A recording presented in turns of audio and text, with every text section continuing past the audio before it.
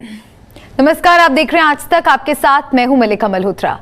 एक ऐसा कत्ल जिसने पूरी दिल्ली को हिला दिया, पूरे देश को सन्न कर दिया। ऐसा कत्ल जिसे सुनकर हैरानी भी होती है, परेशानी भी होती है, मन अवसाद से भर जाता है और दिमाग सन्न हो जाता है। ऐसा ही कत्ल हुआ है दिल्ली में। एक शहर में मोहब्बत परवान चढ़ी और दूसरे शहर में उस मोहब्बत का कत्ल हुआ। ऐसा कत्ल जिसमें प्रेमिका को धारदार हथियार से टुकड़े टुकड़े किए गए और फिर उन टुकड़ों को जंगल में जहां तहां फेंका गया। इसी खबर पर आगे बात करेंगे, लेकिन उसके पहले आपको एक रिपोर्ट दिखाते हैं।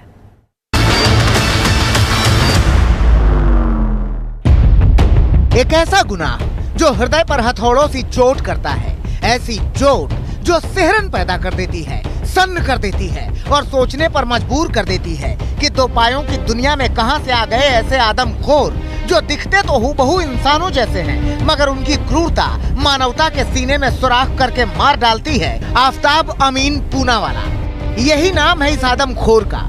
इसने सिर्फ एक कत्ल नहीं किया, बल्कि मार डाला है उस सोच को जो मोहब्बत में परवान चढ़कर बेहतर जीवन का ख्वाब बुनती है। यस, आई किल्ड हर, यही कहा है आफताब ने दिल्ली पुलिस को। उसने अपना गुनाह यही कहकर कबूल किया है। सोचिए, इस आदमी के अंदर हैवानियत का इतना बड़ा अहाता बना था कि इसने अपने प्रेमिका को 3 महीने पहले यानी 18 मई को ही मार दिया था। अपनी गर्लफ्रेंड श्रद्धा का कत्ल करने के बाद इसने बेहद शातिराना अंदाज अपनाया। 3 महीने पहले इसने श्रद्धा का कत्ल किया था और उसके बाद धीरे धीरे उसके शरीर के टुकड़े कर रहा था। टुकड़ों की गंध बाहर न फैले, इसलिए शातिर शख्स ने एक बड़ा फ्रिज खरीदा था। इस फ्रिज में ये अपनी प्रेमिका के शव के टुकड़ों को रखता था। अंदाजा लगाइए इसके राक्षस होने का कि इसने लड़की के चेहरे पर धारदार हथियार से न जाने कितने वार किए होंगे। अंदाजा लगाइए कि उसका हाथ काटकर दिल्ली के मेहरौली में जंगल में कहीं फेंका, पैर कहीं और फेंका, उंगलियां कहीं और धड़ कहीं और। सोचिए इस आदमी के हैवानियत की कि इसने एक दो नहीं बल्कि अपनी प्रेमिका के 35 टुकड़े किए थे और उन टुकड़ों को जहां तहां फेंका था। ये सिर्फ कत्ल नहीं है, सभ्यता के शिखर पर शर्म की ऐसी गाथा है जहां पाषाणों का सीना भी छलनी है। यही सामने आया है कि पहले गला दबाकर हत्या की है, उसके बाद लाश के कई टुकड़े किए हैं सर। इस टाइप की चीजें बताई उसने कि ऐसा कुछ किया है उसने। मतलब क्या बॉडी के टुकड़े किए? हाँ। तो उसके बाद क्या, किस तरह से, क्या रोजाना बॉडी के टुकड़ों को फेंकने जाता था या एक साथ फेंक दिया? थोड़ा उसने टाइम गैप पे बॉडी के टुकड़े फेंके, अलग अलग जगह पे टुकड़े फेंके। अपनी प्रेमिका को टुकड़ों में तब्दील कर देने के बाद भी इस आदमी के चेहरे पर शिकन तक नहीं आई। ये बेफिक्र था, खाना पीना और अय्याशी में मशगूल। इसकी बेफिक्री का अंदाजा आप इस बात से भी लगा सकते हैं कि कमरे में गर्लफ्रेंड के टुकड़े पड़े थे, मगर ये एक बार फिर से डेटिंग ऐप पर सक्रिय हो गया था। इसी डेटिंग ऐप पर इसने एक लड़की को झांसे में लिया था। जून और जुलाई के महीने में जब घर में श्रद्धा के शव के टुकड़े अभी पड़े ही थे, तब उसने अपनी नई गर्लफ्रेंड को घर बुलाया था। उसे न अपने जुर्म पर पछतावा था और न कानून का डर। उसे एहसास तक नहीं था कि उसका गुनाह कितना भयानक है। जहां मेहरूले के जंगल में इस वक्त मैं मौजूद हूं, यहाँ रात 2 बजे वो आता था और यहाँ पर लाश के टुकड़ों को फेंकता चला जाता था। आफताब निश्चिंत था, उसे अंदाजा तक नहीं था कि उसका गुनाह जमीन फाड़ कर भी बाहर आएगा और उसे सलाखों के पीछे पहुंचाएगा। जानकारी के मुताबिक बाजार से सल्फर हाइपोक्लोरिक एसिड खरीद कर लाया। इससे उसने फर्श को धोया ताकि फोरेंसिक जांच के दौरान डीएनए सैंपल न मिले। केमिकल से पूरी सफाई कर दी, फ्रिज को पूरी तरीके से केमिकल से साफ कर दिया और अब इन जगहों से पुलिस को खून के धब्बे उठाने होंगे। क्या इतनी बार सफाई के बावजूद वो खून के धब्बे पुलिस को मिल पाएंगे, ये एक महत्वपूर्ण सवाल है। यहाँ पर पुलिस की जांच फोरेंसिक टीम के ऊपर टिकी हुई है कि किस तरीके से फोरेंसिक से उन्हें मदद मिल पाती है। पुलिस के मुताबिक आफताब ने शेफ की ट्रेनिंग ली थी। हत्या के अगले 2 दिनों तक वो शव के टुकड़े करता रहा। अगले 3 महीने तक उन्हें ठिकाने लगाने के साथ ही उसने श्रद्धा के सोशल मीडिया अकाउंट्स को भी अपडेट किया ताकि किसी को शक न हो। श्रद्धा अपने सोशल मीडिया पर काफी एक्टिव रहती थी। आफताब सोशल मीडिया पर श्रद्धा बनकर ऐप और उसके दोस्तों के साथ 9 जून तक चैटिंग करता रहा। श्रद्धा ने खुद बताना शुरू कर दिया कि मारता है आफताब उसे। काफ़ी वॉलंटियर है। ऐसा होता है कि अगर आप किसी एक दलदल में घुस जाएं और दलदल से बाहर आना मुश्किल हो जाता है, तो उसी तरीके से कुछ हुआ। इन शातिराना तरीकों से ही उसने पुलिस को 6 महीने तक चकमा दिया। मगर उस दिन जब पुलिस ने उसके दरवाजे पर दस्तक दी और उसका सामना सबूतों से कराया तो सारी चालाकी हवा हो गई। दिल्ली से अर्पिता आर्या, अरविंद ओझा और हिमांशु मिश्रा के साथ आज तक ब्यूरो। क्या अदालती कसौटी पर श्रद्धा मर्डर केस उतना मजबूत है? ये बहुत बड़ा सवाल। लेकिन इस बीच एक बड़ी खबर आपको बता दें, श्रद्धा हत्याकांड में सबूतों की तलाश और तेज होती जा रही है। ये अपडेट आपको दे दे, बड़ा अपडेट आ रहा है। श्रद्धा हत्याकांड को लेकर दिल्ली पुलिस का एक और बड़ा एक्शन अब सामने आया है। आरोपी आफ्ताब का हो सकता है नार्को टेस्ट। ये बहुत बड़ी खबर इस वक्त की, क्योंकि लगातार सवाल यही उठ रहे थे कि आखिर ये अदालत में मामला जब जाएगा तो ये केस कैसे वहां पर स्टैंड कर पाएगा, क्योंकि अभी पुलिस के हाथ अहम सुराग नहीं लग पाए हैं। कोई मजबूत एविडेंस नहीं पुलिस के पास इस वक्त मौजूद है जिनके आधार पर जो क्राइम आफ्ताब ने किया है उसे साबित किया जा सके। अभी सिर्फ उसका कन्फेशन है और जिस तरह से वो बयान दे रहा है, जिस तरह से पुलिस को जानकारी दे रहा है, सिर्फ उसकी निशानदेही पर ही पुलिस आगे की कार्रवाई को बढ़ा रही है। लेकिन ऐसे में अगर नार्को टेस्ट होता है आफ्ताब का तो उससे जो जानकारी मिलेगी वो बहुत अहम मानी जा रही है। लेकिन क्योंकि अदालती कसौटी की बात हम लगातार कर रहे हैं कि वहां पर कहां टिकता है ये केस। पुलिस के पास ना मर्डर में प्रयोग हुआ हथियार है, ना श्रद्धा की लाश है, ना 6 महीने बाद सीसीटीवी का बैकअप मिल रहा है। ऐसे में केस कोर्ट में कैसे टिकेगा?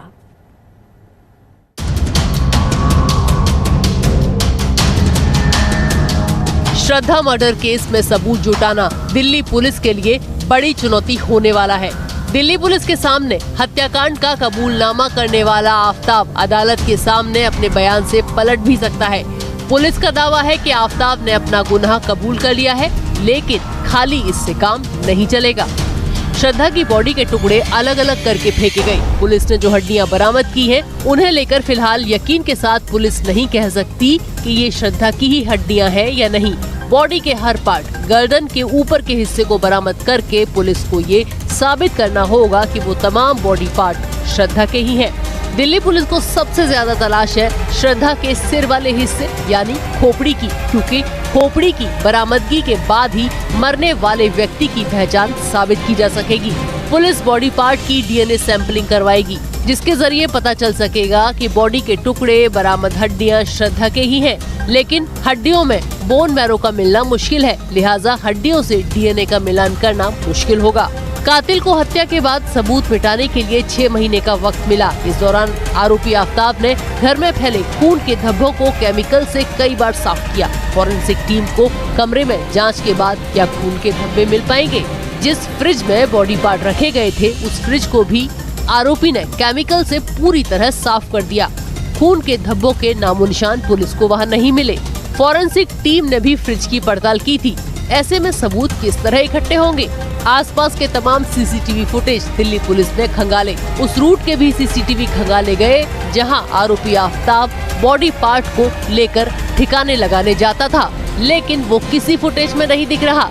हत्याकांड को 18 मई को अंजाम दिया गया। 6 महीने तक किसी सीसीटीवी का बैकअप रहना मुश्किल होता है।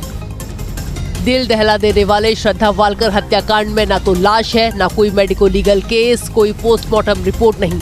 अब सवाल ये है कि जब पुलिस को मौके वारदात से कोई नमूना नहीं मिला है, ना कोई पोस्टमार्टम हुआ है, ना ही लाश मौजूद है, तो फिर किस तरह का साइंटिफिक इन्वेस्टिगेशन किया जाएगा जिससे ये पता चल सके कि श्रद्धा की हत्या मेहरौली के फ्लैट में हुई। लाश के टुकड़े वहीं किए गए, टुकड़ों को फ्रिज में रखा गया, लाश के टुकड़ों को एक एक करके जंगल में फेंका गया। और हमारे साथ जुड़ गए हैं मेरे सहयोगी हिमांशु मिश्रा, उनसे हम अपडेट ले लेते हैं। हिमांशु, नार्को टेस्ट की बात अब सामने आ रही है, बेहद अहम होगा अगर इस तरीके से इस बात को आधिकारिक पुष्टि मिल जाती है तो। देखिए बिल्कुल, दरअसल पुलिस को कहीं ना कहीं साथ साथ इन्वेस्टिगेशन में यह भी लग रहा है कि आफताब गुमराह तो नहीं कर रहा है, और इसीलिए देखिए दिल्ली पुलिस की टीम यहां जंगल में लगातार जो लोकेशंस उसने आइडेंटिफाई कराई थी जब मंगलवार को पुलिस की टीम पहुंची थी आफताब को लेकर के, और जिन लोकेशंस को उसने आइडेंटिफाई कराया था कि यहां मैंने बॉडी पार्ट्स फेंके हैं, उन लोकेशंस की तलाश में पुलिस लगी हुई है।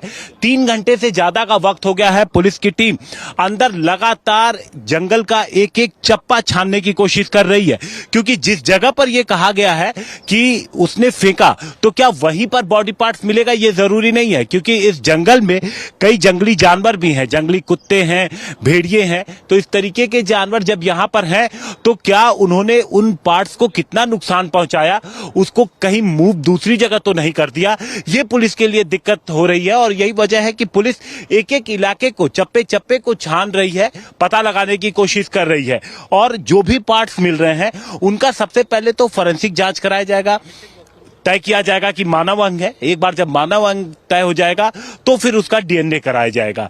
ये एक अहम सुराग होगा। अगर जिस कवायद में पुलिस लगी है, इस कवायद में अगर ये बात साबित हो जाती है कि हाँ जो मानव अंग बरामद हो रहे हैं वो श्रद्धा के हैं, और जिस तरीके से आफताब उनको यहाँ पे लेके आया था, पूरी रिकॉर्डिंग पुलिस ने की है, तो ये अपने आप में एक बड़ा सबूत साबित होगा आफताब के खिलाफ कोर्ट में। और पुलिस इसीलिए इस पूरे काम में जुटी हुई है, पता लगाने की कोशिश कर रही है। वहीं दूसरी तरफ पुलिस टेक्निकल एविडेंस भी जुटाने की कोशिश कर रही है, उसके मोबाइल लोकेशंस, उसकी कहां पर कब मौजूदगी थी 18 मई से पहले और 18 मई के बाद, इन सारी तारीखों को पुलिस उस हिसाब से आगे बढ़ रही है। मल्लिका, जरूरी जानकारी आप दे रहे हैं, और देखिए किस तरह से पुलिस वालों को वहां पर जंगल में मशक्कत करनी पड़ रही है। घना जंगल है ये, और यहाँ पर इतना मुश्किल इन्वेस्टिगेशन करना यकीनन आसान नहीं है। क्या संभव हो पाएगा हिमांशु कि आप पुलिस वालों से बात कर सकें और उनसे अगर कोई जानकारी नार्को टेस्ट को लेकर मिल सके? देखिए दिल्ली पुलिस एक्चुअली साथ साथ ये भी सोच रही है कि कहीं गुमराह तो नहीं कर रहा है, इसलिए सच्चाई जानने के लिए पुलिस कोई भी इन्वेस्टिगेशन में कोई भी कदम उठा सकती है। नार्को के लिए कोर्ट की परमिशन चाहिए होती है, जिस शख्स का नार्को करना होता है उसकी परमिशन चाहिए होती है, इसलिए जब तक वो परमिशन नहीं मिलेगा इस मामले में पुलिस आगे नहीं बढ़ सकती। इसलिए पुलिस के सामने साइको एनालिसिस टेस्ट का भी एक दरवाजा खुला हुआ है, ताकि पुलिस ये पता लगा सके कि कितना सच आफताब उनको बता रहा है, और केस में आगे ये बेहद महत्वपूर्ण साबित होगा। सर्कमस्टेंशियल एविडेंसेस, जो तमाम टेक्निकल एविडेंसेस हैं, क्योंकि कत्ल के बाद क्या कुछ इंटरनेट पे ब्राउज किया, क्या कुछ सर्च किया आफताब ने, ये पुलिस को कोर्ट में मदद करेगा। लेकिन पुलिस को कुछ ऐसे पुख्ता सबूत चाहिए कि किस दिन कत्ल हुआ, क्योंकि आफताब ने बताया है कि उसने 18 को कत्ल किया, लेकिन किस दिन कत्ल हुआ, किस तरीके से उसने बॉडी ठिकाने लगाई, ये अभी इस्टेब्लिश होना बाकी है। और यही वजह है कि पुलिस की जांच अभी जारी है। 5 दिन की पुलिस रिमांड पर है फिलहाल आफताब, और जो उम्मीदें हैं पुलिस आगे रिमांड की मांग कर सकती है। बिल्कुल हिमांशु, यकीनन बहुत शातिराना अंदाज में इस पूरे हत्याकांड को अंजाम दिया है आफताब ने, और हैरानी इस बात से भी होती है, मैं लौटूंगी आपके पास हिमांशु, कि आफताब अपनी मस्ती में मस्त था, उसे पूरा भरोसा था कि उसका अपराध सामने नहीं आएगा, मगर श्रद्धा के दोस्तों की दिलेरी ने आफताब को गिरफ्तार करा दिया। जी हाँ, श्रद्धा की हत्या के बाद जब 2 महीने तक श्रद्धा का फोन बंद रहा तो उसके दोस्त ने श्रद्धा के परिवार को खबर दी, और फिर शुरू हुई श्रद्धा को खोजने की पड़ताल, और वो पड़ताल उस खबर तक पहुंची जिसने देश को हिला दिया।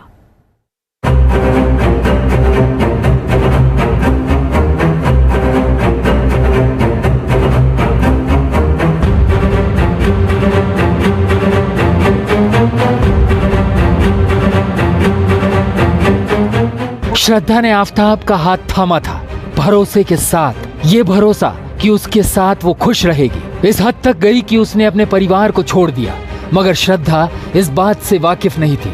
उसका पार्टनर क्रिमिनल माइंडेड है, उसके दिमाग में अपना थ्रिलर चल रहा है, और एक दिन वो बेरहमी से श्रद्धा को मार देगा। श्रद्धा को जानने वाले बताते हैं कि वो भरोसे से भरी हुई लड़की थी, अपनी जिंदगी को खूबसूरत बनाने के ख्वाब सजाती थी, मगर इस क्रूर इंसान ने सब कुछ खत्म कर दिया। इंट्रोड्यूस हो रहे थे तब श्रद्धा वालकर इन्होंने अपने बारे में ज़्यादा कुछ बताया नहीं। बहुत ही शांत स्वभाव की लड़की है, बहुत ही अच्छी लड़की थी। और उन्होंने सिर्फ एक ही बात की कि मुझे शादी करनी है, मुझे फैमिली करना है, मुझे मेरा बच्चा करना है। मतलब उसको सिर्फ अपनी फैमिली बनानी थी। आफताब के लिए श्रद्धा ने अपना परिवार छोड़ दिया था।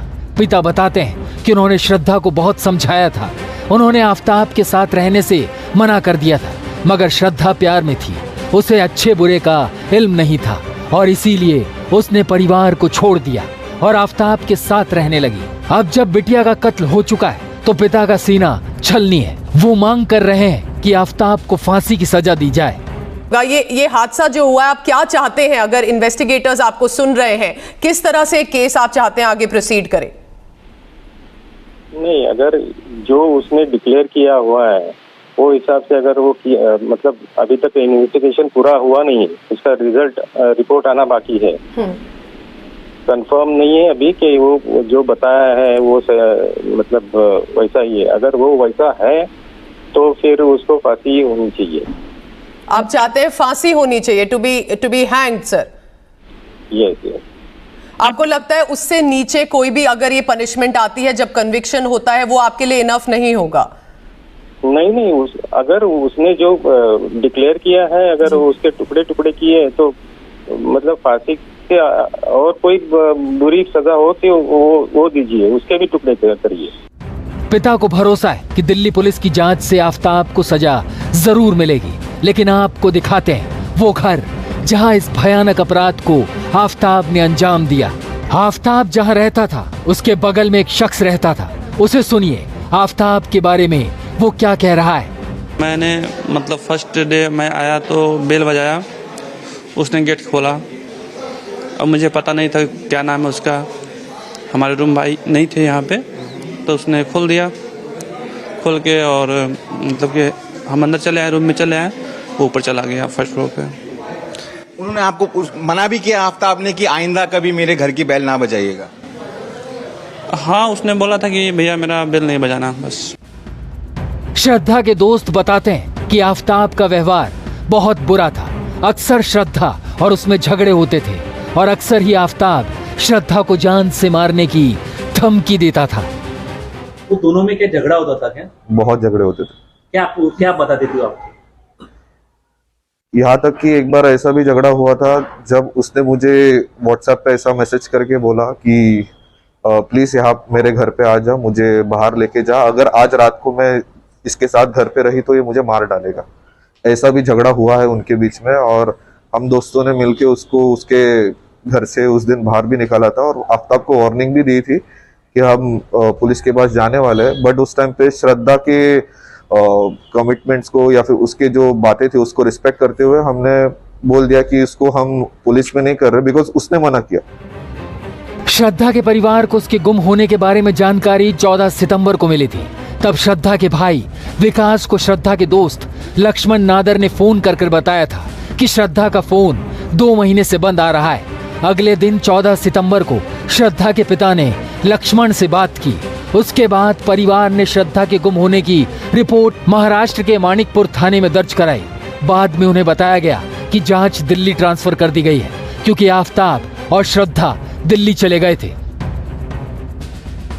आपस में झगड़े होते थे, देवर इन लिव इन रिलेशनशिप, तो कुछ झगड़े वगड़े हुए, कई बार चीजें बेकाबू हो जाती थी। इस बार चीजें आउट ऑफ कंट्रोल हो गई और उसकी हत्या कर दी। तो ये क्या जो मर्डर था वो सडन प्रोवोकेशन था या प्लान बना था? इसके वर्जन के अकॉर्डिंग तो सडन प्रोवोकेशन है कि सडन प्रोवोकेशन हुआ, चीजें आउट ऑफ कंट्रोल हो गई और उसने।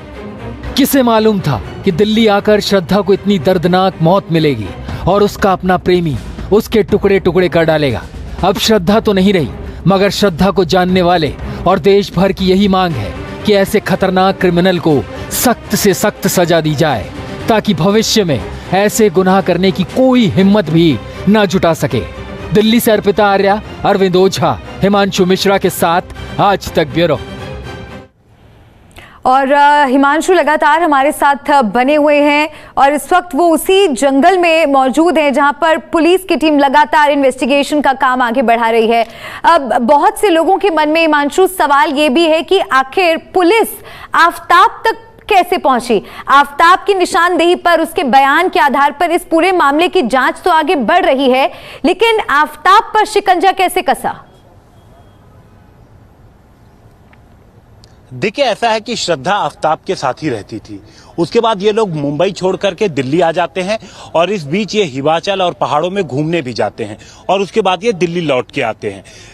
आफताब का श्रद्धा के साथ झगड़ा होता रहता था, जैसा कि उसके दोस्तों ने बताया, मारपीट भी होता था।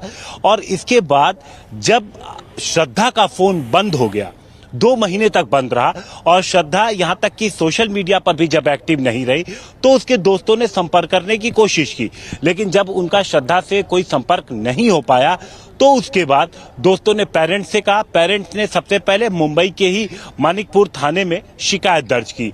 पुलिस ने जांच शुरू की, पता लगा कि ये दिल्ली रहते थे। फिर दिल्ली महरौली थाने में जांच शिफ्ट की गई और उसके बाद जब पुलिस ने पूछताछ शुरू की सबसे पहले आफताब के साथ, तो धीरे धीरे ये मामला खुलता गया और उसके बाद पुलिस का कहना है कि आफताब ने अपना पूरा गुनाह कबूल लिया उनके सामने। फिर पुलिस ने इस मामले में कत्ल की FIR दर्ज की महरौली थाने में और फिर जैसा कि आफताब ने बताया कि उसने बॉडी पार्ट्स को, शव के टुकड़ों को यहाँ इस जंगल में फेंक दिया है, तो पुलिस उसे तलाशने की कोशिश कर रही है। फिलहाल पुलिस बॉडी, जो तमाम शव के टुकड़े हैं, इसके अलावा जो श्रद्धा का मोबाइल फोन है और जो वो हथियार है जिससे उसने कत्ल करके टुकड़े किए थे, वो तलाशने की भी पुलिस की कवायद जारी है, क्योंकि वो अभी तक पुलिस को नहीं मिल पाया है। तो पुलिस अभी कई मोर्चों पे एक साथ इस पूरे मामले की जांच में जुटी हुई है। मल्लिका। बिल्कुल, और ये जैसा कि हिमांशु, लगातार हम इस बारे में भी चर्चा कर रहे हैं कि ये इन्वेस्टिगेशन बहुत मुश्किल होने वाला है। बहुत सी चुनौतियां हैं, क्योंकि जो जरूरी एविडेंस है जिनके आधार पर ये साबित हो सकता है कि आफताब की क्या इन्वॉल्वमेंट है, कैसे आफताब ने पहले कत्ल किया और उसके बाद कि उसने पूरी साजिश रची, उसके लिए जो अहम सबूत जुटाने की प्रक्रिया है, जो पूरा प्रोसेस है, वो बहुत मुश्किल होने वाला है। तस्वीरें अगर आप एक बार दर्शकों को दिखाते चले उस जंगल की भी, और किस तरह से पुलिस वाले वहां पर इन्वेस्टिगेशन का काम कर रहे हैं, हिमांशु।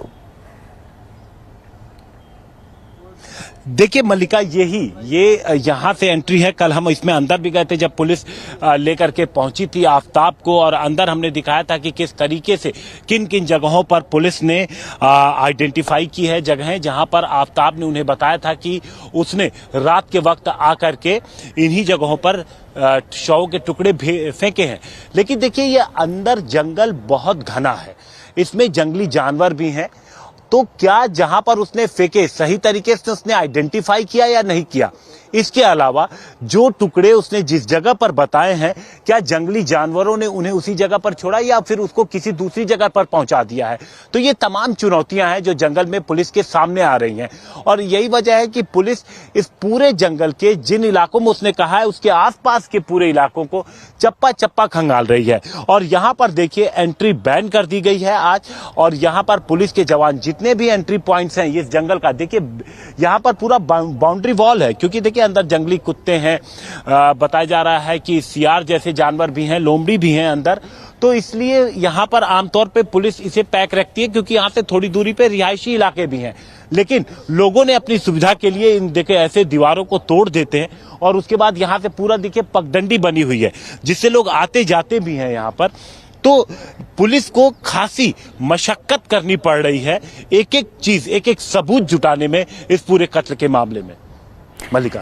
बिल्कुल, और अब एक उम्मीद सी जागी है इस पूरी इन्वेस्टिगेशन को लेकर कि अगर नार्को टेस्ट जिसकी बात सामने आ रही है, अगर वो हो पाता है, क्योंकि उसके लिए आफताब की परमिशन भी लेनी होगी, और क्या लग रहा है ये इसको लेकर के तस्वीर हिमांशु कब तक साफ हो जाएगी कि नार्को टेस्ट हो पाएगा आफताब का या नहीं? देखिए, इसमें तो वक्त लगेगा। पुलिस की टीम लगी हुई है अपने हिसाब से, क्योंकि पुलिस ये पता लगाने की कोशिश कर रही है मल्लिका कि कितना सच आफताब बता रहा है और कितना वो छिपा रहा है। तो पुलिस जो छिपा रहा है वो जानने की कोशिश कर रही है, और साथ ही साथ जो उसने बताया है उसमें कितना सच है और कितना वो गुमराह करने की कोशिश कर रहा है। तो ये सारी चीजें जब तक साफ नहीं हो पाएंगी, क्योंकि देखिए ये मामला कब खुला, उसने कहा है कि वो 18 मई को उसने कत्ल कर दिया, लेकिन मामला कब आके खुलता है, गिरफ्तारी कब होती है, नवंबर महीने में। अब नवंबर महीने में जब गिरफ्तारी होती तो इतने दिनों तक उसके पास लंबा चौड़ा वक्त था कि वो सिर्फ अलाय कत्ल नहीं बल्कि मोबाइल, सारी चीजों को, पूरे लाश के टुकड़ों को उसने इत्मीनान से ठिकाने लगाया है। तो उसको ढूंढने में पुलिस को अच्छी खासी मशक्कत करनी पड़ रही है और यही वजह है कि पुलिस दूसरे तरीके, साइंटिफिक तरीके भी इस मामले में अपना सकती है। बिल्कुल, शुक्रिया हिमांशु, आपका नजर बनाए रखिएगा, आपसे हम आगे भी अपडेट्स लेते रहेंगे। तो हमारे सहयोगी हिमांशु मिश्रा लगातार श्रद्धा मर्डर केस से जुड़ा हर अपडेट आप तक पहुंचा रहे हैं और एक रिपोर्ट के जरिए हम आपको कुछ और जानकारी दिखाने की कोशिश करते हैं कि कैसे अब श्रद्धा मर्डर केस में सियासत भी शुरू हो गई है। केंद्रीय मंत्री गिरिराज सिंह ने कहा है कि श्रद्धा की हत्या लव जिहाद का नतीजा है। उधर मुंबई में भी बीजेपी इसे लव जिहाद बताकर जांच की मांग कर रही है। श्रद्धा के क्लासमेट ने भी कहा है कि आफताब ने जो किया वो कोई सामान्य घटना नहीं है, इसकी जांच होनी ही चाहिए। देखिए ये रिपोर्ट।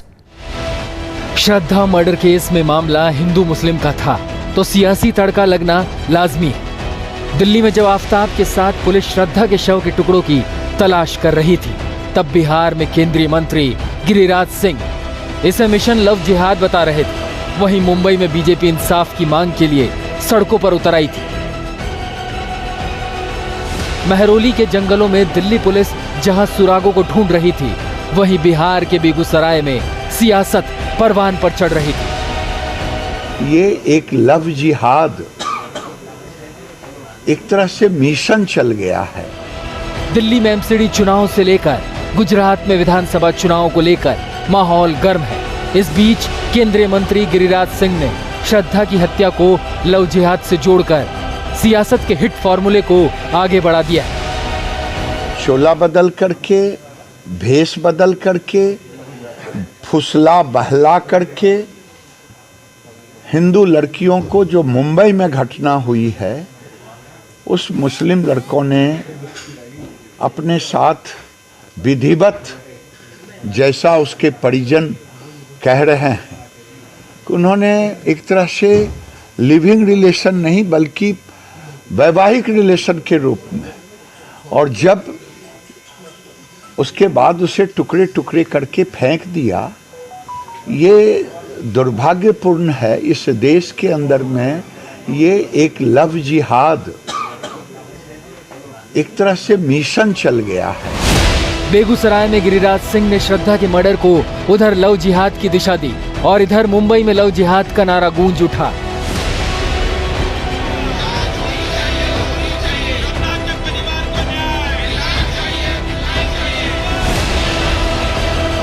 श्रद्धा महाराष्ट्र की रहने वाली थी और आफताब भी महाराष्ट्र का ही है।